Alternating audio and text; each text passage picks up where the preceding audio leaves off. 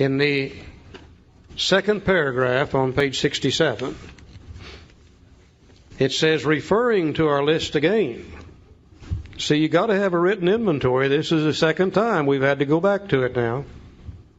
Referring to our list again, putting out of our minds the wrongs others had done, we resolutely looked for our own mistakes. Uh-oh. We've never done this, have we? We've always looked to see what they did. We've never looked to see what we did. Where had we been selfish, dishonest, self-seeking, and frightened?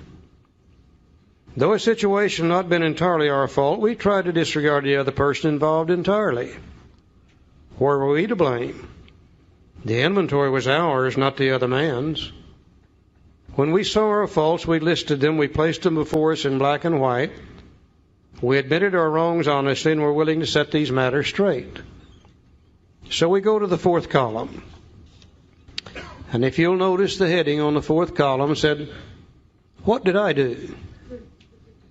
Putting out of mind the wrongs others have done, I resolutely look for my own mistakes. What did I do, if anything, to set in motion trains of circumstances which in turn caused people or institutions to hurt me and eventually led to my resentment of them for doing so? So I went to column 4, and I looked at this lady named Barbara, and I said, now, Charlie, you forget what she did. You forget her filing for 3 divorces. What did you do, if anything, to set that in motion? And it took me just about 5 seconds to realize that if I hadn't been out there screwing around, she probably wouldn't have caught me. And she probably wouldn't have filed for divorce in the first place. Took me another 2 or 3 seconds to say to myself, well, if I hadn't been sneaking around behind her back, lying to her all the time, completely dishonest with her, she probably wouldn't have filed for divorce in the first place. Another 3 or 4 seconds, and I was able to say to myself, well, if I hadn't been blowing all of our money on booze and what I think was important, she probably wouldn't have filed for divorce in the first place. And I began to realize why I loved that resentment.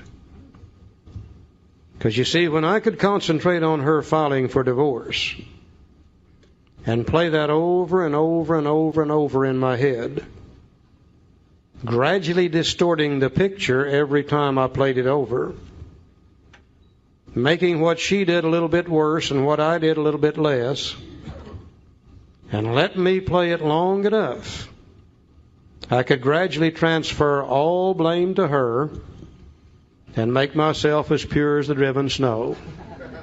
And it was all her damn fault in the first place. I thought, my God, Charlie, have you done that with any other resentments here? I looked at the Internal Revenue Service. I said, now forget what they're doing to you, trying to put you in jail. What did you do, if anything, to set in motion the fact they're trying to put you in jail? Why, it didn't take 2 seconds to be able to say, if I hadn't been cheating on my income tax, they wouldn't have been trying to put me in jail anyhow. And rather than look at what I had done to them, I had played it over and over and over and over, distorted the picture, transferred all blame to them, made myself as pure as the driven snow. That way I could continue through life doing what I wanted to do and never have to look at me, because after all, it's all their fault in the first place. Showing this resentment against Rose, what did you do, if anything, to set that in motion? Charlie was out there screwing around, but I was committing adultery. Okay.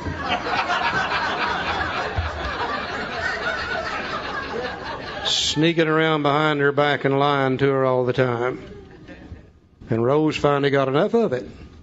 She said, I'll show him. And she went out and had her own affair. And Joe had, over a period of time, played that resentment over and over, gradually transferred all blame to him, or to her, made himself as pure as the driven snow. I went down through my list of resentments. I never found a name on there that I hadn't done something to them to set this thing in motion, and I had resented it and played it over and over and distorted the picture, transferred all blame to them, made myself as pure as the driven snow. If you're a practicing alcoholic, you've got to develop these kind of skills. You know, we have a conscience. We're not drunken bums. We know the difference between right and wrong. And I don't think we could live with ourselves if we had to honestly see what was going on whenever we're out there doing our thing. But you see, we never have to see it because we've got this convenient thing called resentments, that we play them over and over, distort the picture, and transfer all blame to others. And we men go from woman to woman to woman, and you ladies go from man to man to man, and we go from job to job to job, and we go from city to city to city, and we go from country to country to country, and it's always their damn fault. That's the only way we could live the kind of life we were living, by being able to transfer blame to others. And none of us realize how much we've been doing that until we take an honest look at these resentments and see the part that we played. Now, in the fifth column, you see the major character defects talked about in the big book. Where had I been selfish, dishonest, self-seeking, frightened, or inconsiderate? All other character defects stem from these. In the fifth column, I asked myself this question: which of the above character defects caused me to do what I did? Or caused me to want to hold on to the old resentment even though I may have done nothing to cause it? Now, going back to Barbara again, if I hadn't have been so selfish, I wouldn't have been out there doing those things that hurt my wife and children. If I hadn't have been so dishonest, I wouldn't have been sneaking around behind her back lying to her all the time. If I hadn't have been so self-seeking and frightened, saying to myself, man, you're getting close to 40 years old. If you're ever going to do some of that, you better go do it before it's too late. Fear drives us to do things like that. If I hadn't been so inconsiderate of my wife and children, I wouldn't have been taking the chance of hurting them in the first place. I began to see in the fifth column the type character I had become through my years of living a life run on self-will. And when I saw it, I didn't like it. It made me sick. You see, I always fancied myself as a reasonably good person until I saw how I'd become so selfish and so dishonest and so inconsiderate of other people that I was continually doing things that hurt others, and they retaliated and I resented for it. I begin to see that if I don't change those things in the fifth column, if I stay selfish, dishonest, self-seeking, frightened, and inconsiderate, that I'm going to keep right on doing the same old things I've always done, drunk or sober. I'm going to keep right on hurting people, and they're going to retaliate, and I'm going to resent, and eventually it's going to block me off from God, and I'm going to get drunk over it. But just think, if I could become a little less selfish, I don't have to get perfect, I never will. But if I could become a little less selfish, if I could become a little less dishonest, if I could become less frightened and self-seeking, if I could become a little more considerate of other people and their needs and their wants, maybe I wouldn't have to do some of that kind of stuff. Maybe I wouldn't hurt people, and maybe they wouldn't retaliate, and I wouldn't have to resent. And just maybe I wouldn't have to get drunk over it. You see, what we're really doing here is step 4. This is the resentment part of it. But out in the 5th column, I now see the exact nature of the wrongs that I'm going to talk to another human being about when I take step 5. The resentment is the wrong. That's what blocks me off from God. But what's the exact nature of it? That means what's the truth of it? What's at the core of it? What's the inherent characteristic of it? That's what we'll talk about in step 5. You know, when a guy comes to me and he's committed adultery 44 times, I don't care about that. All I want to know is what is within him that caused him to do it in the first place. If he's stolen 364 times, I don't care about that. What I want to know is what's within him that caused him to do that. That's what we'll talk about in step 5. In that 5th column, I now see the character defects, and I'm going to become willing to turn loose of in step 6. Out there in that 5th column, I see the shortcomings now I'm going to ask God to take away in step 7. And in my case, all the names from column 1 came off of this sheet to be added to the sheet later to be used for steps 8 and 9. Because you see, when I get to step 8, it says, I've got the list. I made it when I took step 4. In my case, every one of those. In your case, probably some of them. In my case, all of them. Now, what I've really done, if I have done this the way the big book says, is I have prepared myself with all the information I need for steps 4, 5, 6, 7, 8, and 9, resentment-wise. Not only have I gathered all the information I need for 4, 5, 6, 7, 8, and 9, well, I've had a positive result here. Resentments have disappeared, and they've been replaced with love, patience, tolerance, compassion, and goodwill. Did we do anything to be afraid of? No. Did we make a list of dirty, filthy, nasty items? No. Did we do anything that was too complicated? No. I've never seen anything like this inventory, according to the big book. Now, I hear some of you saying, and I hear awful good. I've got good hearing. Charlie hears good. I hear some of you saying, well, Charlie, that's probably right on those that we did something to them. But how about those that did it to us? And we didn't have anything to do with that. How about those that hurt us as kids growing up?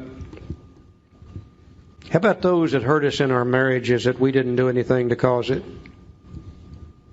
Aren't we justified in having that kind of resentment? Well, I guess we are if we want to get drunk over it. But you see, a justified resentment blocks you off from God just like an unjustified resentment does. When you got a justified resentment churning around in your head, then whoever or whatever you're resenting is controlling your thinking. If they're controlling your thinking, they're controlling your decisions. They're controlling your life for you. And you have given them power to actually kill you, because you've given them power to cause you to get drunk again.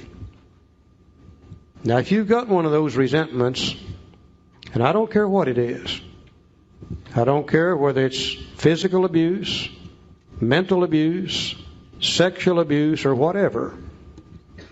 And I keep hearing in AA all the time this sexual abuse thing. And it usually centers on young women. But let me tell you something, men know about that too. I don't know how many 5th steps I've taken with men, and nearly every one of us, somewhere in the background, we've had that kind of stuff too. It's not just women, it's men.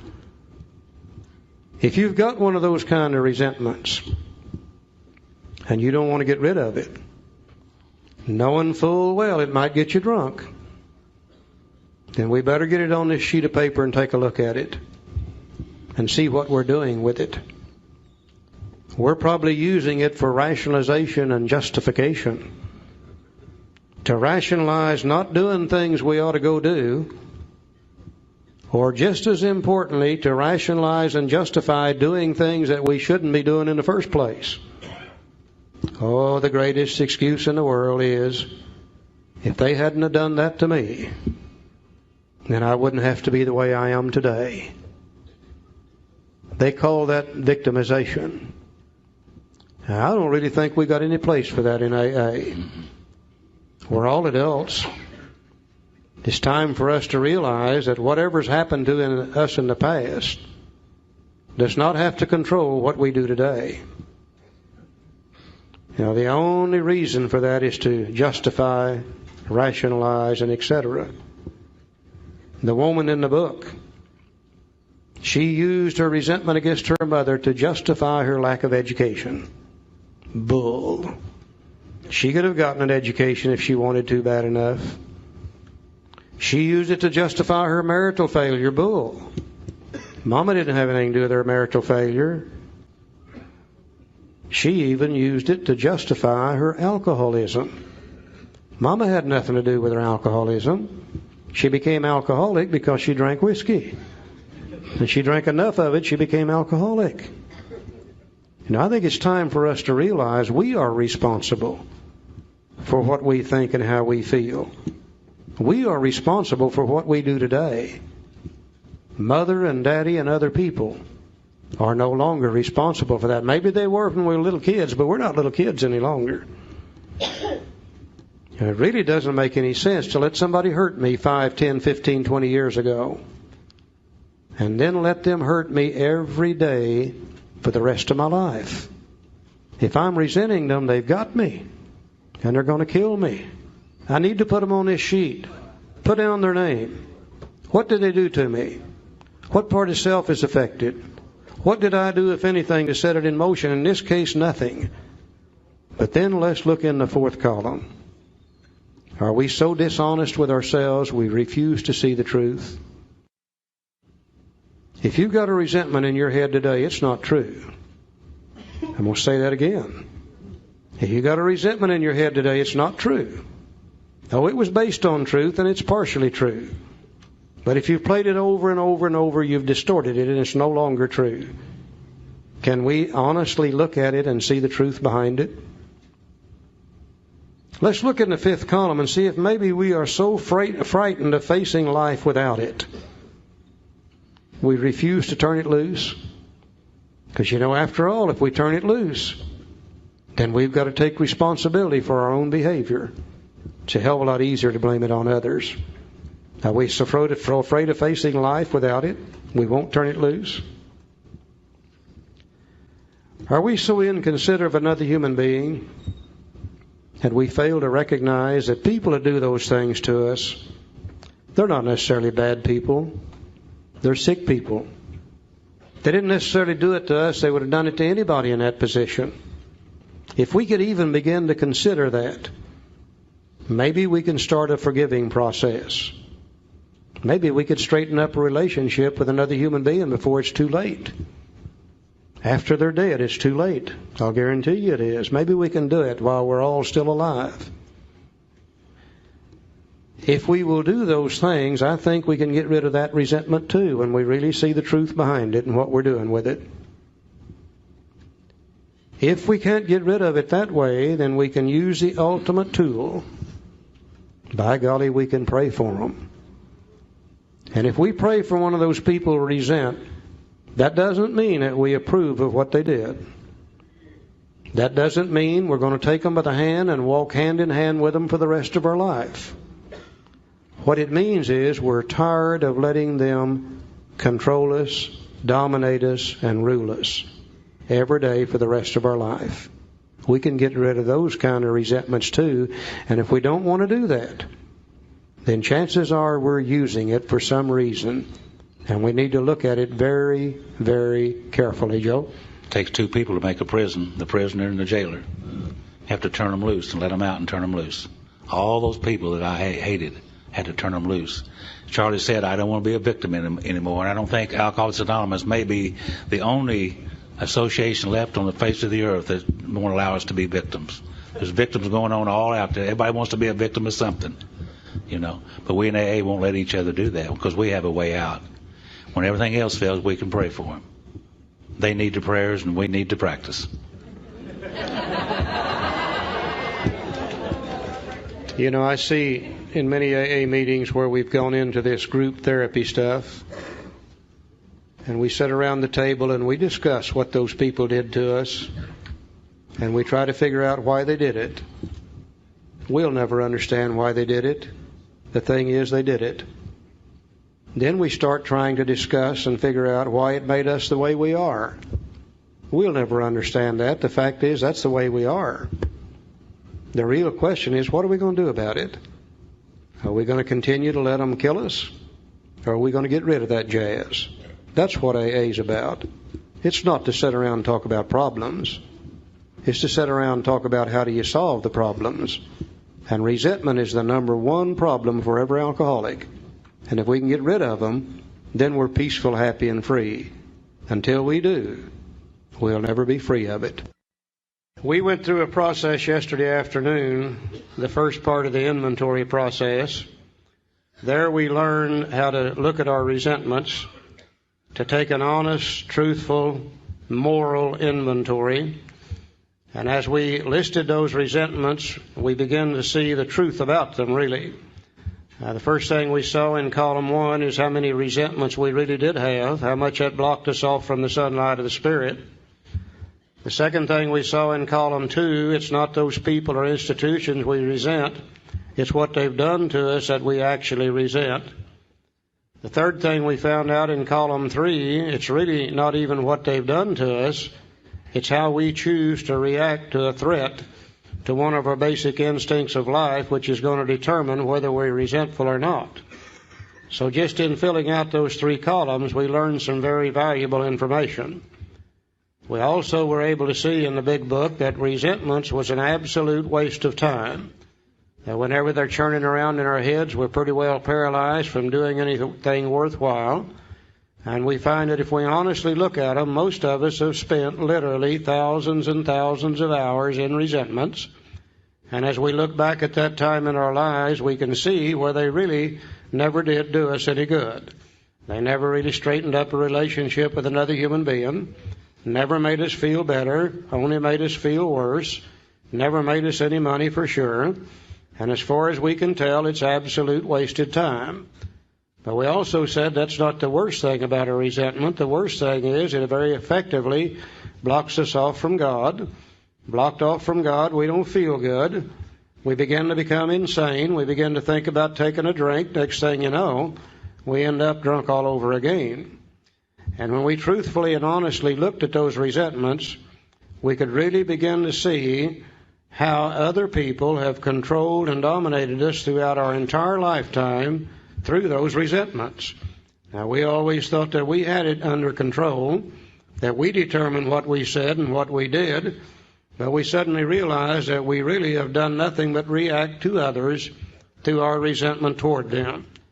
That looks so stupid to us that about 95% of those resentments automatically disappeared.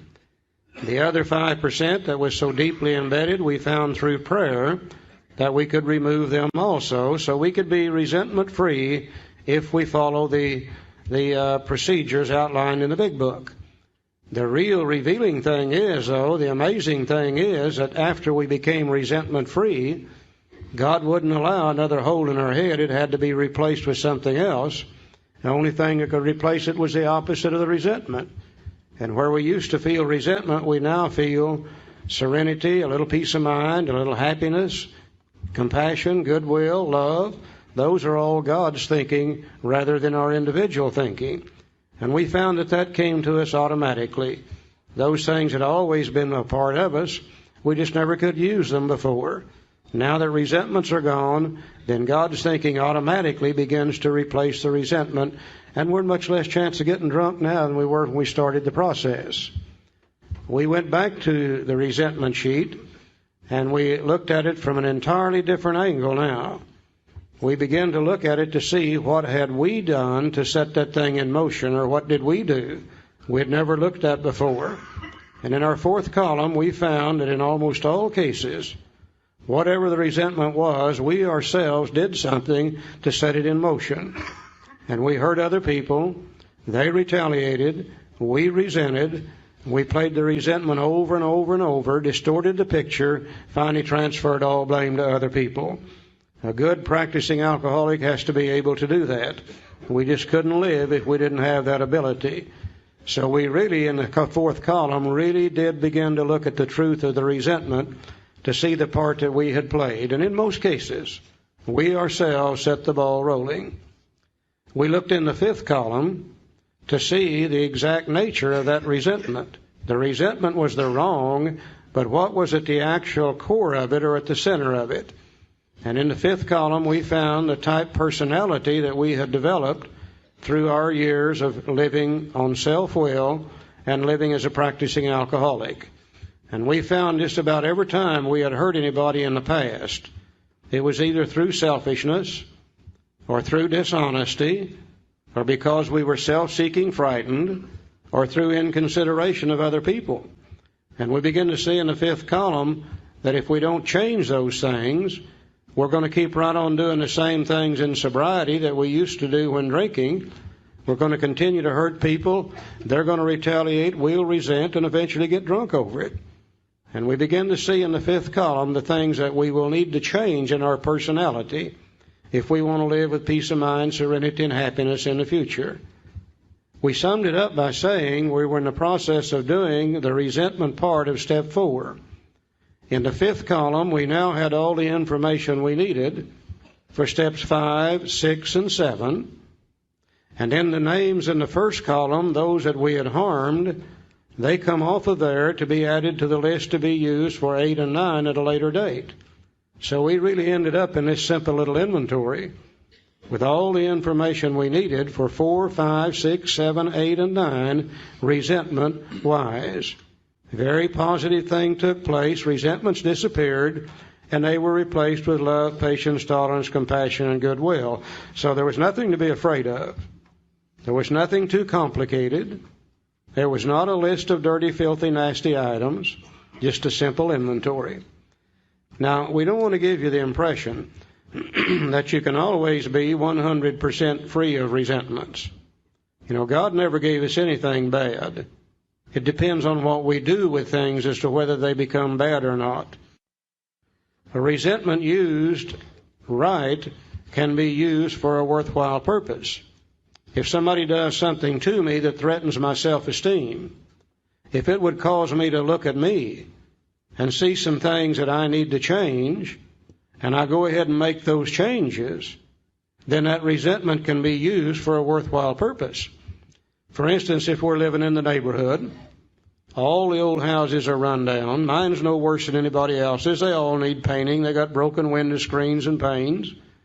And I sit on my front porch each evening after work, and I rock, and I'm very complacent about that situation. One day I look up, though, and some idiot has moved in across the street. He's out there painting his house, fixing his window screens and window panes, makes my house look bad. I resent the hell out of him for doing that.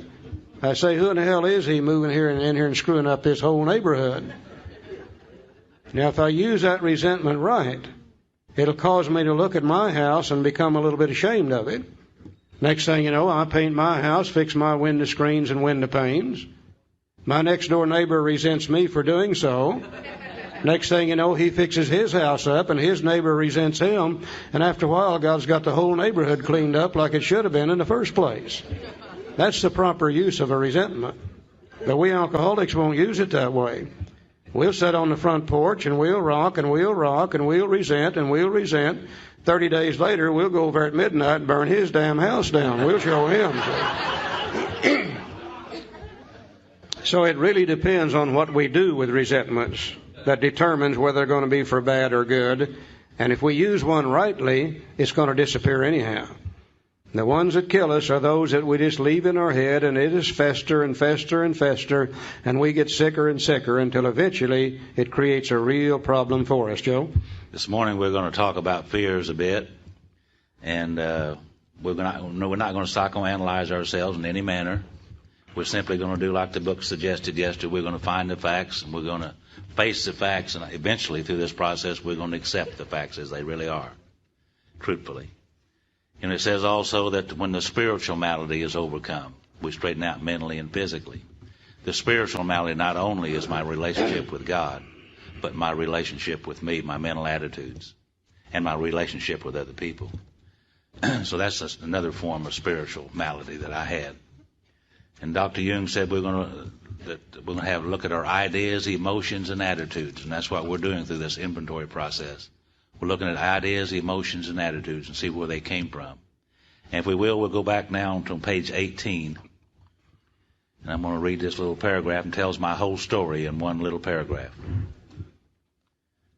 He says, an illness of this sort, and we've come to believe it an illness, involves those about us in a way no other human sickness can. If a person has cancer, all are sorry for him, and no one is angry or hurt. But not so with the alcoholic illness. For with it goes annihilation of all things worthwhile in life, and engulfs all whose lives touch the sufferers.